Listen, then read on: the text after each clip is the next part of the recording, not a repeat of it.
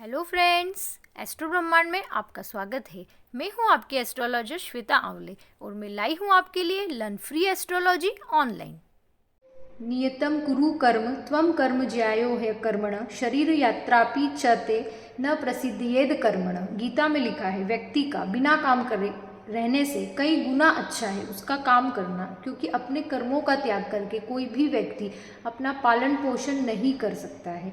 इसलिए लाइफ में हार्डवर्क करना बहुत ज़रूरी है, लेकिन साथ ही साथ बिना काम की मेहनत में आप स्वयं खप रहे हैं तो उसका सॉल्यूशन निकालना भी बहुत ज़रूरी है। आज हर दूसरे इंसान को एक ही प्रॉब्लम है, स्टेबिलिटी नहीं आ रही है, मेहनत के अकॉर्डिंग फल नहीं मिल रहा है। ऐसा क्यों हो रहा है? ओके फ्रेंड्स, आप मेरे श्लोक से समझ गए होंगे आज का टॉपिक। आज का टॉपिक है हमारा कुंडली के कर्म भाव, मतलब 10th हाउस को एक कुंडली के विश्लेषण के माध्यम से हम समझेंगे कि कौन सा बिजनेस सूट होगा और क्या प्रॉब्लम्स आ रही है, कौन सा ग्रह रिस्पॉन्सिबल है और उसके उपाय और रेमेडीज क्या है। तो आइए फ्रेंड्स स्टार्ट करते हैं। ये मेरे एक परिचित की कुंडली है, ये मिथुन लग्न की कुंडली है। यहाँ पे 3 नंबर लिखा है, मतलब मिथुन लग्न है, ये हमारा लग्न होता है। ऐसे ही ये हमारे पहला house, second house, third house, fourth house, fifth house, six house, seventh house, ऐसे करके ये हमारे पूरे 12th हाउसेस है।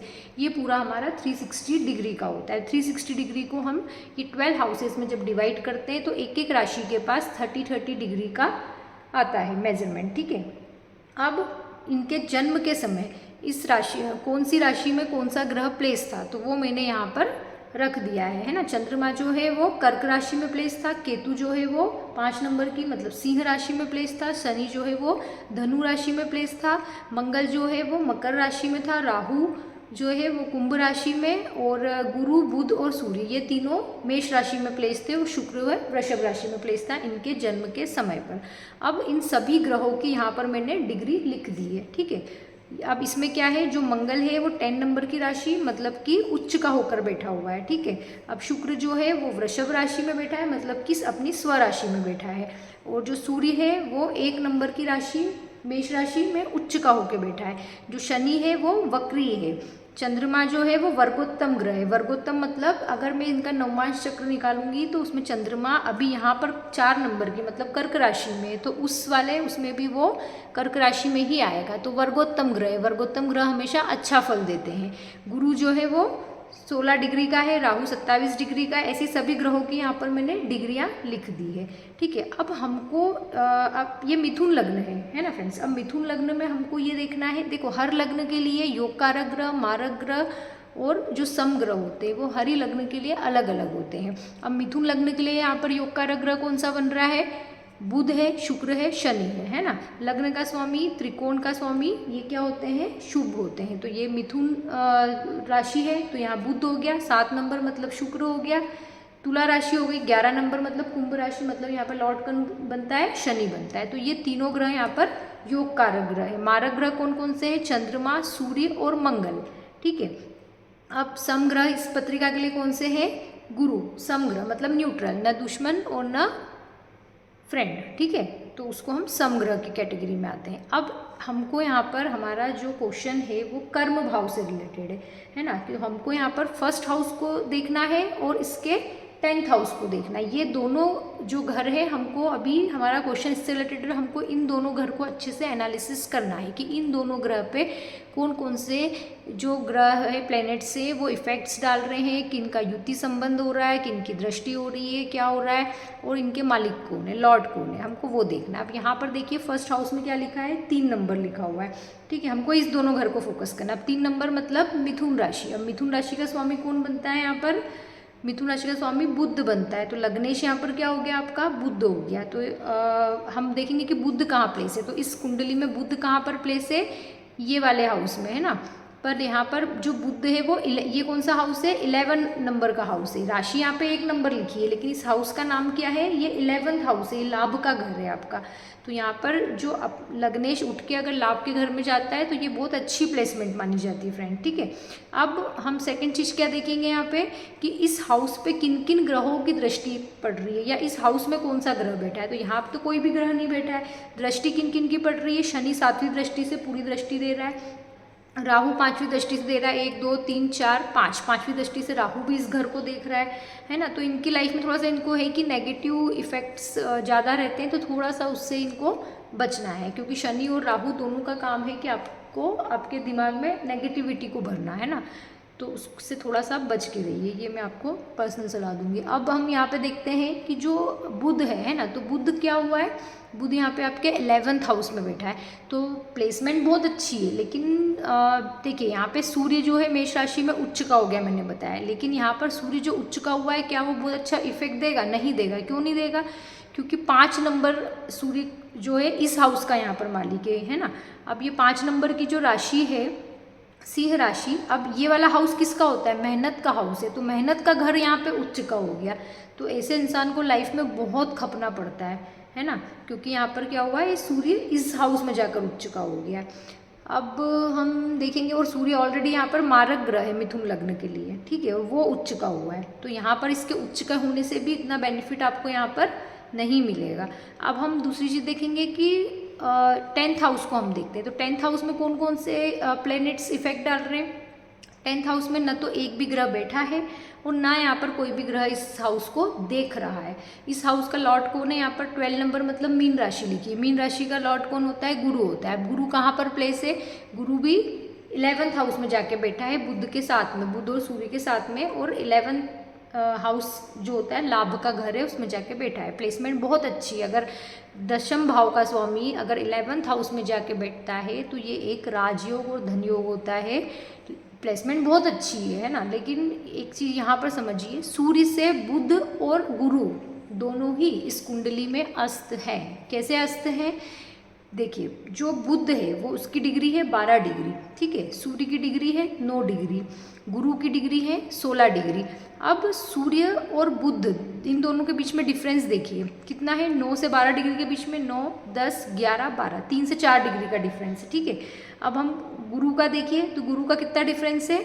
देखिए, जो बुध होता है वो मतलब 12 डिग्री अगर सूर्य के अंदर अंदर आ रहा है, 12 डिग्री का डिफरेंस है अगर बुध और सूर्य के बीच में, तो वो अस्त कहलाता है। अब यहाँ तो 3 से 4 डिग्री का ही डिफरेंस है, तो ये यहाँ पर बुध क्या हो गया? अस्त हो गया। अब हम गुरु की बात करें तो सूर्य और गुरु में कितना डिफरेंस है?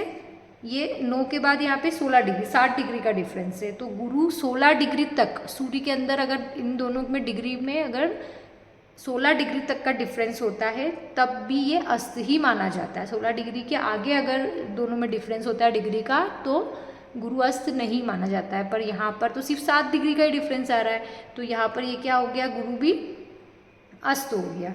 ठीक है फ्रेंड्स, तो यहाँ पे आप ये चीज़ें आपको समझ में आई कि गुरु और सूर्य यहाँ पे गुरु और बुध क्या हो गए? यहाँ पे सूर्य से अस्त हो गए। तो ये बहुत बड़ा ड्रॉबैक हो गया इस कुंडली के लिए। क्यों? क्योंकि एक तो लग्नेश ही बुध है हमारा, है ना, वही अस्त हो गया।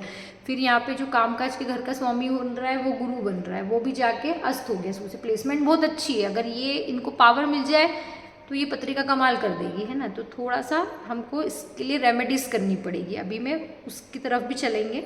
अब हम हमारी दशमांश कुंडली को देखते हैं। अभी हमने ये देख लिया, अब इस हाउस को, दशमांश कुंडली क्या होती है पहले वो समझे।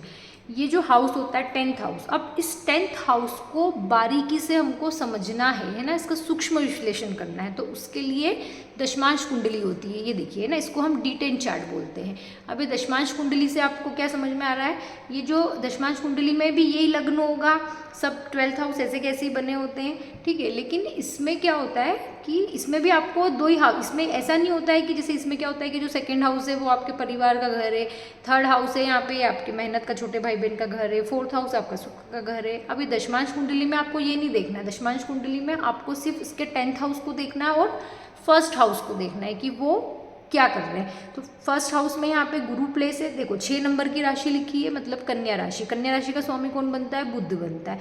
यहाँ पर जो ग्रह है वो कौन सा इफेक्ट डाल रहा है? गुरु ग्रह यहाँ पर प्लेस है ना।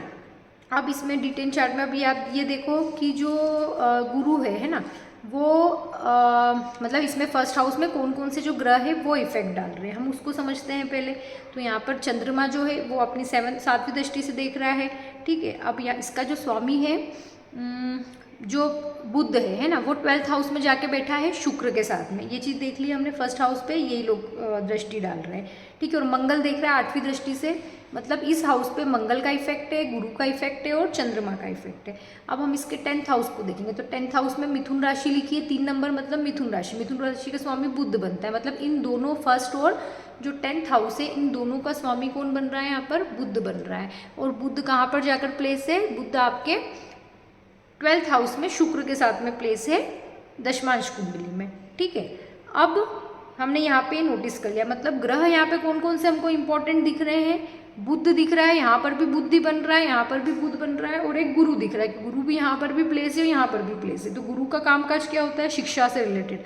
बुध का काम क्या है, आप व्यापार कर सकते हो। अब शिक्षा से रिलेटेड आप व्यापार कर सकते हो, या फिर शुक्र के साथ प्लेस है तो आप कपड़ों का व्यापार कर सकते हो, है ना। और तो उसमें भी आपको सफलता मिलेगी, लेकिन आपको यहाँ पर बुध और गुरु इन दोनों को पावरफुल बनाना पड़ेगा, तब जाके आपको यहाँ पे इसका बेनिफिट मिलेगा, है ना। प्रॉपर आपकी पत्रिका अच्छे से वर्क करने लगेगी। तो उसके लिए हमको क्या, अभी देखिए एक चीज़ और भी समझिए, थोड़ा सा इनको प्रॉब्लम इसलिए भी अभी अगर हम देखें तो आएगी, क्योंकि जो शनि है अभी 4 नंबर जो कर्क राशि वाले है ना, उसके लिए अभी शनि जो है कुंभ राशि में प्लेस है, तो इनको शनि की ढैया भी चल रही है फ्रेंड्स।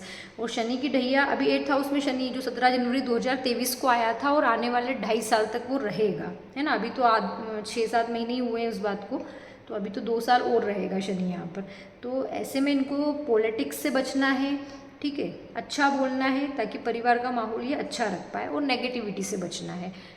तो शनि की ढैया जो है वो इनको आराम से निकल जाएगी। तो थोड़ा सा इनको इस चीज़ का भी अभी फ़िलहाल की कंडीशन में इनको ध्यान रखना है। और अब अगर हम चलो, ये तो हमने देख लिया कि कौन कौन से जो प्लैनेट्स है वो इम्पॉर्टेंट है ये इसके लिए, ठीक है, 10th हाउस को हमको देखने के लिए। लेकिन एक चीज़ ये भी देखो कि एक इस साइड से भी अपने को देखना पड़ेगा कि जो लग्न है, तो लग्न हुआ, चंद्रमा हुआ, सूर्य हुआ, इन तीनों में से, है ना, कुंडली में कौन सा जो ग्रह है वो ज़्यादा बली है, कौन ज़्यादा बली है, आपको उसको देखना है।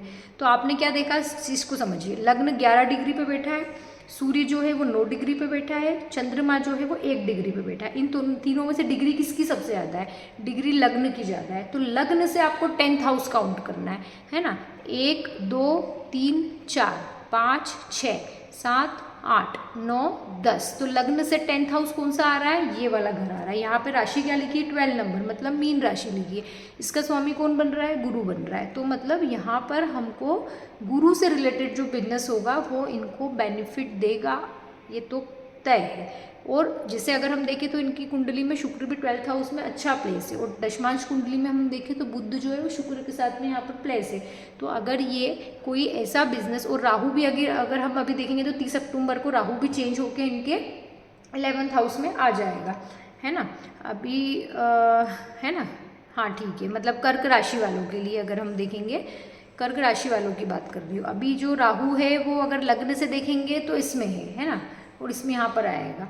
तो मतलब इनके लिए अगर कर्क राशि वालों के लिए अकॉर्डिंग मैं बात करूँ तो इनको विदेश से रिलेटेड भी अभी मतलब लाभ मिलने की अच्छी संभावना दिख रही है। और मतलब अगर ये कोई ऐसा बिजनेस करे जो विदेश से मतलब एक्सपोर्ट इंपोर्ट टाइप ऐसा कुछ हो कि जिसमें मतलब वहाँ से आपको सामान ला के यहाँ पर आप बेच सके, ऐसे कोई बच्चों की चीज़ें हो, क्योंकि बुध भी मेन उसमें इन्वॉल्व हो रहा है, तो वो आपको बेनिफिशियल रहेगा। अब हम इसको समझते हैं कि बुध और गुरु हम यहाँ पर देख रहे हैं कि अस्त है ना। तो अस्त है पर इसका उपाय क्या है, देखिए फ्रेंड्स, पहली चीज़ इनकी कुंडली में जो बुध है वो योग कारक ग्रह बनता है, वो अस्त है और वो प्लेस अच्छा है। अगर वो यहाँ पर प्लेस नहीं होता, मान लो 6th हाउस में, 8th हाउस में या 12th हाउस में जाके बैठ जाता, तो वो उसको एक्टिवेट कर देता अगर हम उसका रत्न पहन लेते। लेकिन यहाँ पर रत्न पहनना इनके लिए बहुत बेनिफिशियल होगा। तो आपको ये भी समझना है रत्न पहनने के पहले कि आपका जो प्लेनेट है वो कहीं ऐसा गलत हाउस में तो प्लेस नहीं है, उसको भी समझना है। फिर हम देखेंगे कि जो गुरु है तो गुरु भी यहाँ पर, अब गुरु का रत्न, बुध और गुरु का रत्न साथ में नहीं पहना जाता है फ्रेंड्स, लेकिन इनकी पत्रिका में आप पहन सकते हो। क्यों पहन सकते हो, देखिए जो बुध, देखिए गुरु, सूर्य, मंगल, चंद्रमा, ये एक कैटेगरी में आते हैं प्लैनेट्स।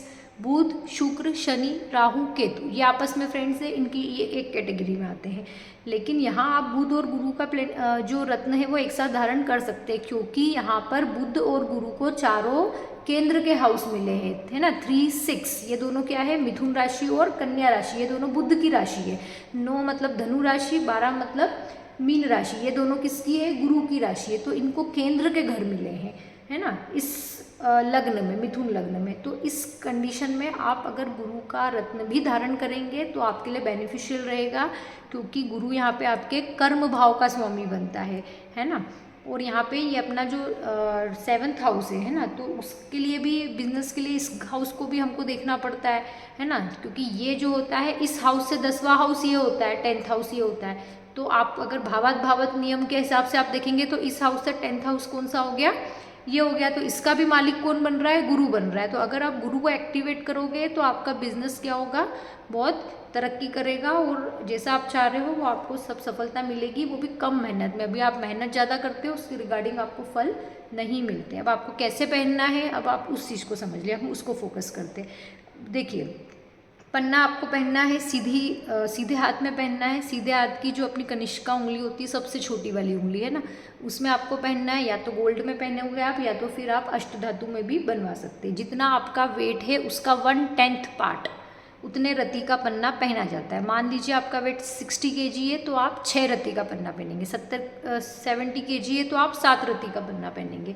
ऐसे आपको निकालना है। अब इसको कैसे पहनोगे, अभिमंत्रित करके पहनोगे। शुक्ल पक्ष के बुधवार के दिन आपको इसको पहनना है। तो आप क्या करोगे, एक दिन पहले नाइट में इसको आप गंगा जल और दूध में मिला के आप इसको गला के रख दोगे, है ना, भिगो के छोड़ दोगे। फिर अगले दिन जब सूर्योदय हो जाएगा बुधवार के दिन, तो सूर्योदय के बाद आपको इसको ओम बुम बुधाय नमः इस मंत्र का 108 बार जाप करके और आपको इसको धारण करना है। 45 दिन के बाद आपको इसका इफेक्ट दिखने लगेगा। अब आपको गुरु के लिए पुखराज पहनना है, पीले कलर का पुखराज। वो भी आपको सीधे हाथ की, जो अंगूठे के पास की, जो आपकी कनिष्क तर्जनी उंगली होती है, उसमें आपको इसको धारण करना है। और वही सेम इसमें भी वही रत्ती का पहनना है, आपके वेट के अकॉर्डिंग, बॉडी के।